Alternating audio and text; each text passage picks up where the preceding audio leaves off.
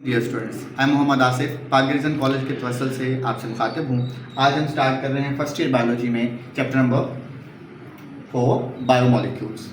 अब topic start करने से पहले आपको कुछ इन्फॉर्मेशन शेयर कर दें। इसमें सबसे पहले है आपकी अटेंडेंस, यानी इसका मतलब ये है कि आपकी जो अटेंडेंस है वो इन लेक्चर्स की बेस पे लगाई जाएगी और अगर आपकी अटेंडेंस कम होती है या आप मिस करते हैं तो आपको उसका फाइन दिया जाएगा। अब अटेंडेंस इस लेक्चर को व्यू करने के साथ साथ इस लेक्चर में पेश किए गए कुछ आपको जो असाइनमेंट दी जाएगी उन असाइनमेंट को आपको डेली सॉल्व करना होगा और जो है वो अपने व्हाट्सएप ग्रुप में शेयर करना होगा। अब स्टार्ट करते हैं हमारे टॉपिक को, जो कि है कार्बोहाइड्रेट्स। अब कार्बोहाइड्रेट्स में हम क्या पढ़ेंगे आज? पहला पॉइंट तो ये होगा कि कार्बोहाइड्रेट्स होते क्या हैं, सेकेंडली कार्बोहाइड्रेट्स का सोर्स क्या है, एंड नेक्स्ट कार्बोहाइड्रेट्स के फंक्शंस क्या होते हैं, ये क्यों ज़रूरी है ज़िंदगी में, and then after we will move toward the classification of carbohydrates. ठीक है, तो कार्बोहाइड्रेट्स वर्डिंग मीनिंग पे बात करें तो कार्बोहाइड्रेट्स में दो वर्ड आते हैं, कार्बो एंड हाइड्रेट्स। तो कार्बो वर्ड रिप्रेजेंट करता है कार्बन्स को एंड हाइड्रेट रिप्रेजेंट करता है वाटर को। अगर हम वर्डिंग मीनिंग पे बात करते हैं तो carbohydrate that's literally mean hydrated carbon. इसका मतलब ये है कि कार्बोहाइड्रेट्स में तीन बेसिक एलिमेंट्स पाए जा रहे हैं और वो हैं कार्बन, हाइड्रोजन एंड ऑक्सीजन, और इनकी जो रेशो है वो 1:1 के हिसाब से है, जिसमें इनका जनरल फॉर्मूला CxH2O(Y). अब x मिनिमम कितना हो सकता है? ये मिनिमम बेटा 3 हो सकता है और मैक्सिमम जितना मर्जी हाई कार्बोहाइड्रेट से रिलेटेड ये मैक्सिमम हो सकता है, बट मिनिमम इसकी वैल्यू जो है वो 3 होगी। नेक्स्ट हमारे पास इसकी केमिकल डेफिनेशन है। अगर हम कार्बोहाइड्रेट को केमिकल डिफाइन करें, ये बेटा इसकी वर्डिंग मीनिंग्स हैं, लिटरल डिफाइन है, बट ये इसकी केमिकल डेफिनेशन है। कार्बोहाइड्रेट्स को हम केमिकल डिफाइन करते हैं एज पॉलीहाइड्रोक्सी। अब पॉलीहाइड्रोक्सी क्या होता है? पॉलीहाइड्रोक्सी का मतलब होता है chain of carbon that contain hydroxyl group.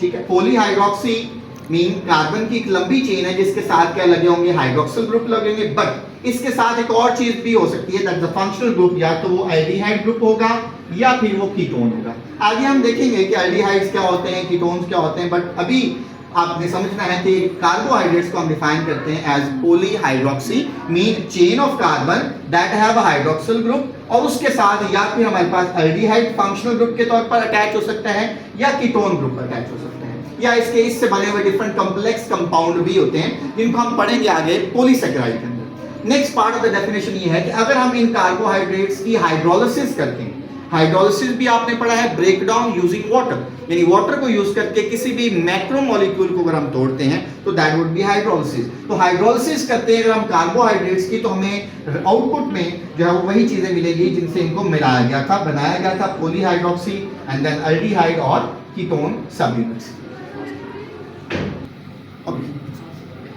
Next हम डील करते हैं, डिस्कस करते हैं कार्बोहाइड्रेट्स कहाँ मौजूद होते हैं, इनकी अपीयरेंस क्या है। तो हम देखते हैं कार्बोहाइड्रेट वाइडली डिस्ट्रीब्यूटेड है बेटा, इनमें ये हर पार्ट हमारी बॉडी के, अगर हम सेल्स की बात करें तो सेल में हर जगह पाए जाते हैं। इसके अलावा कार्बोहाइड्रेट हमारे जो पेपर्स हैं जिन पे हम राइट करते हैं ये भी बेटा कार्बोहाइड्रेट्स हैं। हम जो कॉटन्स के ड्रेसेस पहनते हैं इनमें भी कार्बोहाइड्रेट्स होते हैं। इसके अलावा सीरियल्स हैं, रूट ट्यूबर्स लाइक पोटैटोज, इनमें भी पाए जाते हैं, केन शुगर्स हैं, और मिल्क में भी कार्बोहाइड्रेट एग्जिस्ट करते हैं। इसके अलावा प्लांट्स और माइक्रो ऑर्गेनिजम्स की सेल वॉल को बनाने में भी कार्बोहाइड्रेट्स पाए जाते हैं, तो ये इनकी अकरेंस है।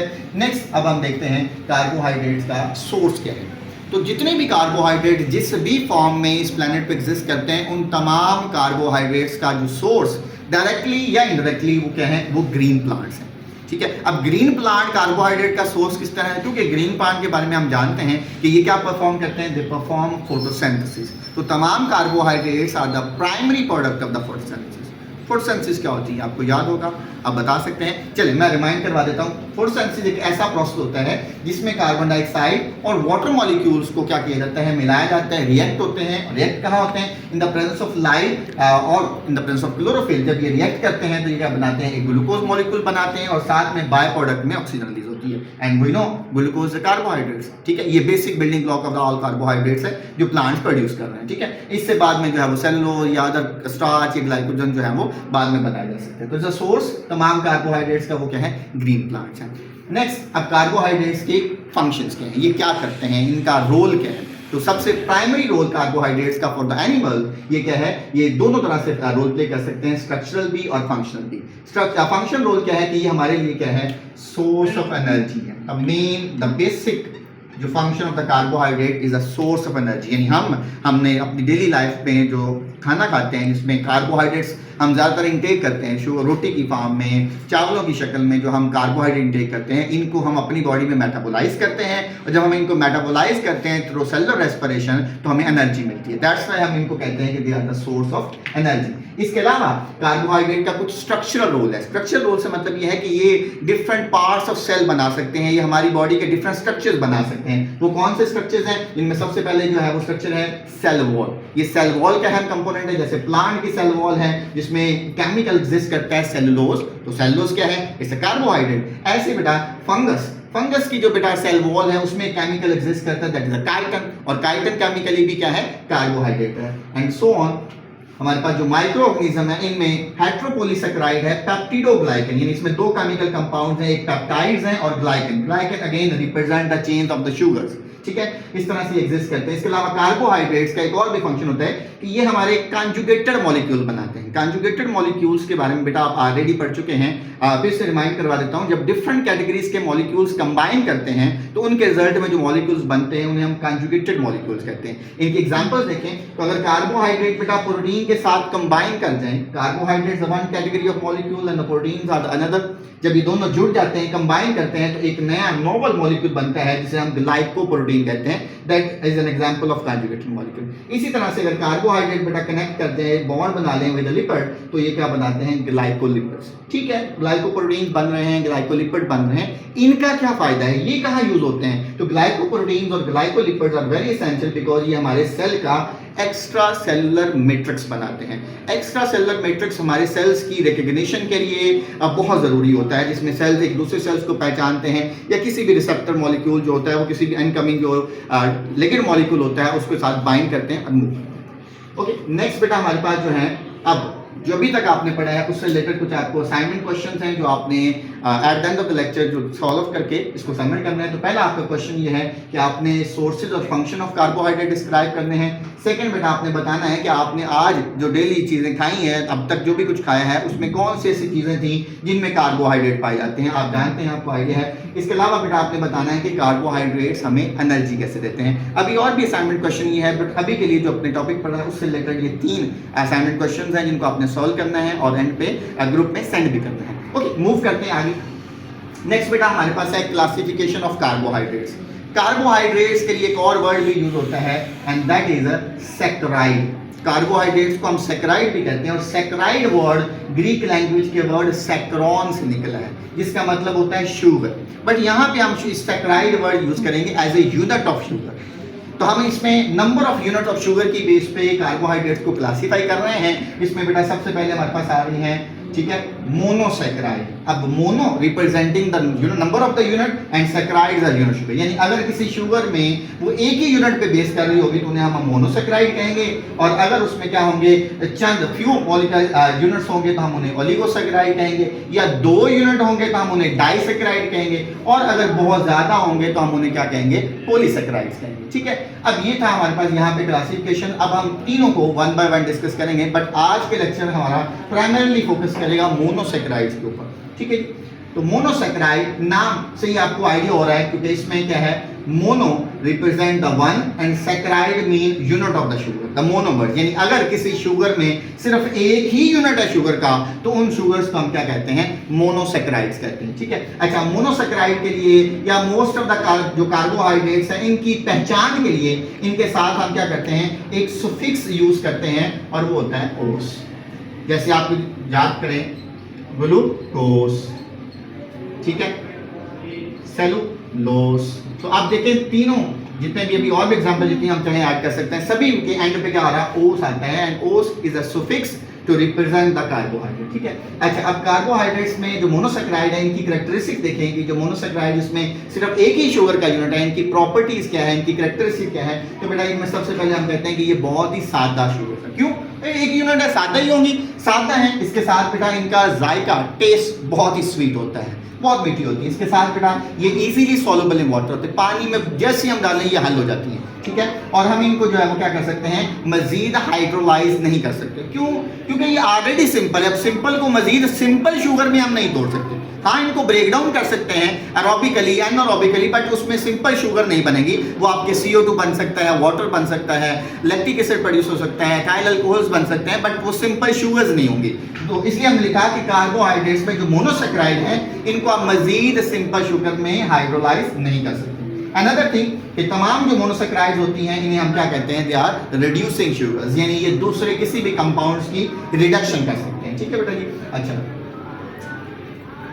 मजीद करैक्टरिस्टिक को कंटिन्यू करते हैं। तो करैक्टर्स अब इसकी केमिकल करैक्टरिस्टिक्स में, जिसमें मोनोसैकेराइड का स्पेसिफिक फार्मूला, एक जनरल फार्मूला बेटा आपने पहले पढ़ा है, वो तमाम कार्बोहाइड्रेट्स पे लागू होता है। बट ये जो फार्मूला आप देख रहे हैं CH2O and N, ये मोनोसैकेराइड के लिए, ये ना आपके डाइसैकेराइड के लिए यूज हो सकता है, ना ही पॉलीसैकेराइड के लिए यूज होता है। ये आपकी प्योरली मोनोसैकेराइड का जनरल फार्मूला है, जिसमें N की वैल्यू पॉसिबली मिनिमम 3 और मैक्सिमम 7 हो सकती है। यानी मोनोसैकेराइड में नंबर ऑफ कार्बन 3 हो सकती हैं, 4, 5, 6, 7, यानी इसी रेंज में आपके मोनोसैकेराइड के अंदर नंबर ऑफ कार्बन आ सकती हैं।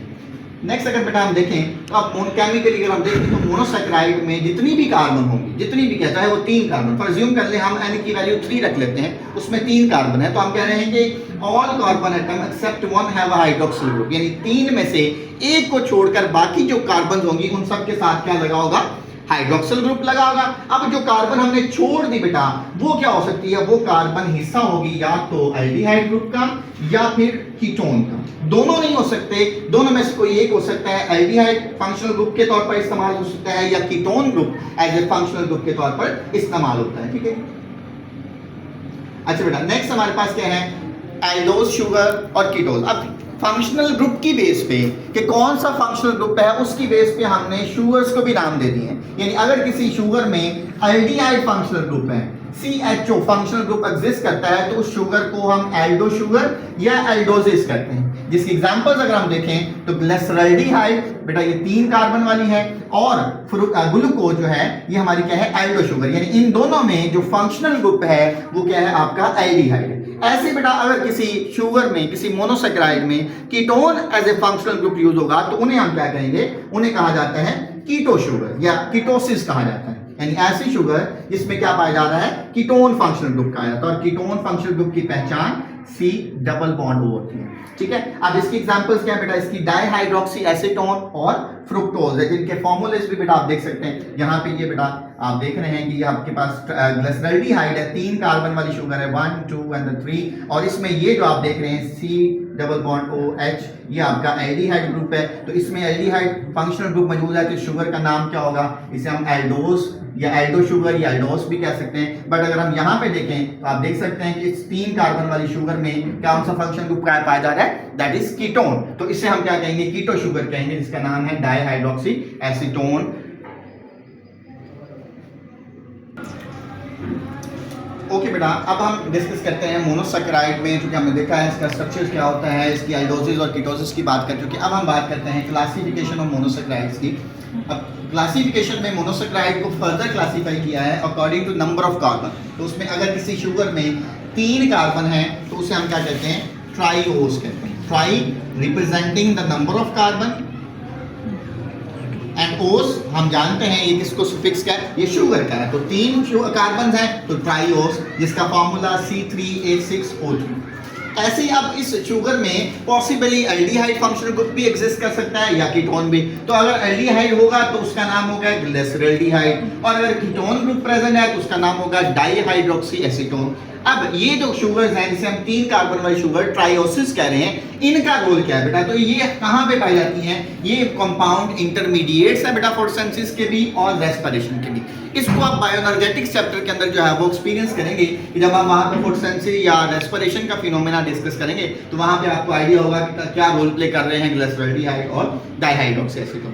ऐसे ही अगर किसी मोनोसैकेराइड में बेटा 4 कार्बन हैं तो 4 टेट्रा वर्ड यूज की जा रहा है for the number of carbon 4, और ओस अगेन शुगर को रिप्रेजेंट कर रहा है, जिसका फॉर्मूला C4H8O4। इन्हें क्या कहते हैं, इसके एल्डो वर्जन को अरिथ्रोस और इसकी कीटो वर्जन को एरिथ्रोलोज कहा जाता है। यानी इसमें एल्डिहाइड फंक्शनल ग्रुप है और इसमें कीटोन फंक्शनल ग्रुप है। अब ये जो टेट्रोज है यानी एरिथ्रोज या एरिथ्रोलोज जो है ये कहां पे पाई जाती हैं बेटा? बैक्टीरियल फोटोसिंथेसिस में इंटरमीडिएट के तौर पर एक्ट करती है, यानी बैक्टीरिया फोटोसिंथेटिक होते हैं उनमें ये एग्जिस्ट करती हैं। ऐसे बेटा पेंटोसिस, अब पेंटा वर्ड 5 को रिप्रेजेंट करता है, मीन इसमें नंबर ऑफ कार्बन कितने होंगे? 5। इसी बेस पे इसका फॉर्मूला जो आपको पहले जनरल फॉर्मूला दिया है उसके अकॉर्डिंगली C5H10O5। अब इसके बेटा वेरिएंट्स क्या है? इसका जो एल्डिहाइड वेरिएंट्स है बेटा वो दो है, एक है राइबोज और दूसरा है डीऑक्सीराइबोज। राइबोज और डीऑक्सीराइबोज में क्या है? ये आपका simple as a complete this फॉर्मूले के साथ एग्जिस्ट करता है, बट डीऑक्सीराइबोज का मतलब होता है, डी का मतलब होता है बेटा रिमूव और ऑक्सी फॉर द ऑक्सीजन। यानी अगर आप किसी राइबोज में से क्या करते हैं? ऑक्सीजन एटम को रिमूव करते हैं तो जो शुगर बनती है उसे हम डीऑक्सीराइबोज कहते हैं, ठीक है। और इसका कीटो वर्जन क्या है? रिबोलोज। अब राइबोज कहां पाई जाती है बेटा? राइबोज कंपोनेंट होती है आरएनए का और एटीपी का, यानी आरएनए की अगर आपको फुल फॉर्म याद हो राइबो न्यूक्लिक एसिड, और इसका नाम भी इसी शुगर की वजह से दिया हुआ है राइबोज, राइबो न्यूक्लिक एसिड को दिया हुआ है। अब अगर हम डीएनए की बात करें तो डीएनए की फुल फॉर्म थी डीऑक्सी राइबो न्यूक्लिक एसिड। अब डीऑक्सी राइबो क्यों दिया गया है? क्योंकि इसमें जो शुगर होती है वो बेटा डीऑक्सी राइबोज होती है। अब ये रिबोलोज कहां होती है बेटा? रिबोलोज भी आप बायोएनर्जेटिक चैप्टर में पढ़ेंगे ड्यूरिंग कैल्विन साइकिल कि वहां पे एज ए इंटरमीडिएट के तौर पर काम करती है। अब नेक्स्ट हेक्सोसिस, यानी यहां पे नंबर ऑफ कार्बन क्या होंगे? 6, तो उसके अकॉर्डिंगली इसका बेटा फॉर्मूला भी है C6H12O6। और इसके वेरिएंट्स क्या बेटा? इसके एल्डो वेरिएंट्स जो है ग्लूकोज और गैलेक्टोज है, और इसका जो कीटो वर्जन है उसका नाम है फ्रुक्टोज। अब ये क्या है बेटा? ग्लूकोज तो हमारा रेस्पिरेटरी फ्यूल है यानी एनर्जी के तौर पर यूज होता है। फ्रुक्टोज क्या है? ये बेटा हमारी रेस्पिरेशन, जब हम एरोबिकली ग्लूकोज को ब्रेक डाउन करते हैं तो उस दौरान ये प्रोड्यूस होता है। और गैलेक्टोज क्या है बेटा? ये कंपोनेंट होता है मिल्क शुगर का। इसको भी आप देखेंगे डाइसैकराइड के अंदर गैलेक्टोज, और उसमें वहां पे उसका रोल डिस्कस करेंगे, ठीक है। नेक्स्ट बेटा लास्ट पे आते हैं हेप्टोसिस, यानी यहां पे नंबर ऑफ कार्बन क्या है? 7 है, जिसकी बेस पे इसका फॉर्मूला C5C7H14O7। अब इसके वेरिएंट क्या है? ग्लूकोहेप्टोसिस और सीडोहेप्टोसिस। अब ये कहां पे पाए जाते हैं बेटा? बैक्टीरियल फोटोसिंथेसिस में रोल प्ले करते हैं।